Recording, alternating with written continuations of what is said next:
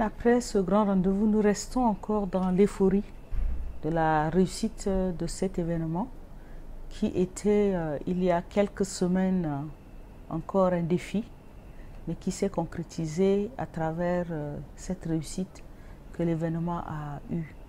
Nous pensons que cet événement est pour le Tchad un événement majeur, surtout que le Tchad est en quête de la relance de son économie à travers le développement des chaînes de valeur. Et le thème sur lequel le salon a été organisé a été surtout un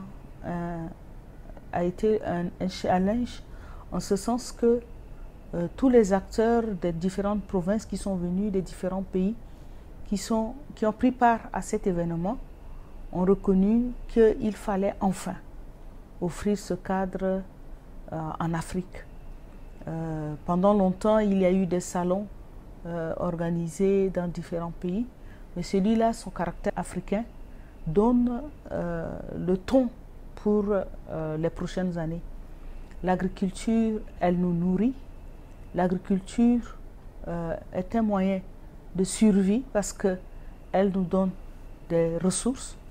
L'agriculture permet à tout un pays de développer son économie et le Tchad, avec sa vocation agro-silvopastorale, ne peut que se réjouir d'être le pays à accueillir la première édition, mais aussi à accueillir la deuxième édition prévue en 2020. Donc, à peine sorti de la première édition, nous pensons que nous devons déjà commencer à réfléchir et à organiser la deuxième édition qui se passera en 2020 et donc pas très loin de la date où nous sommes. Il est vrai que dans le secteur agricole, il y a plusieurs acteurs, mais les producteurs et les productrices représentent des acteurs clés. On ne peut parler de chaîne de valeur si le maillon production n'est pas développé.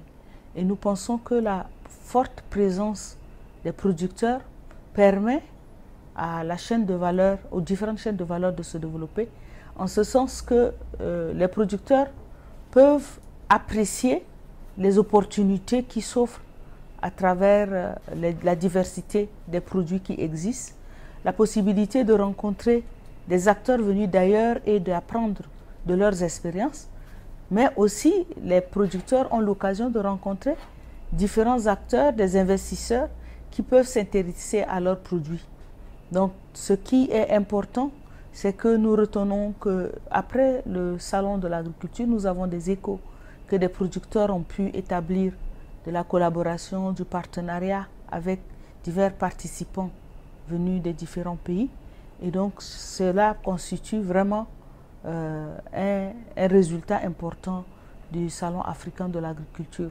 C'est une première édition, certes, mais à partir de ce que les producteurs sont venus vivre, nous pensons que la deuxième édition sera encore plus éclatante parce que les producteurs se seront préparés à y participer avec un esprit de compétition. Les prix qui ont été donnés sont juste symboliques, mais aussi pour enclencher chez les producteurs une appropriation du Salon africain de l'agriculture. Et nous pensons que ce pari a été gagné parce que chaque représentation des producteurs venus a affirmé vouloir revenir au deuxième salon avec la volonté de gagner un prix. Et donc, nous gagnons en ce sens que les producteurs se sont appropriés de l'idée du Salon africain de l'agriculture. Les partenaires du Salon africain de l'agriculture, ce sont ceux qui ont cru en l'événement. C'est ceux qui ont pensé que l'Afrique peut bouger à travers l'agriculture et n'ont pas hésité un seul instant à accompagner le processus d'organisation de ce salon. Sans ces partenaires, nous n'aurons pas pu arriver à organiser tout l'événement qu'on a vu. Et nous attendons toujours que ces partenaires et d'autres qui ont hésité de s'associer à nous dans la préparation de la deuxième édition. Et nous savons aussi que grâce à leur appui, nous pouvons mobiliser plus d'acteurs, nous pouvons donner plus d'éclat au deuxième salon. Nous attendons donc de communiquer dans les prochaines semaines sur ce que sera le deuxième salon afin de recueillir leurs avis techniques déjà sur la portée du salon, mais aussi de voir dans quelle mesure ils pourraient jouer encore un plus grand rôle dans l'organisation de la deuxième édition du Salon africain de l'agriculture.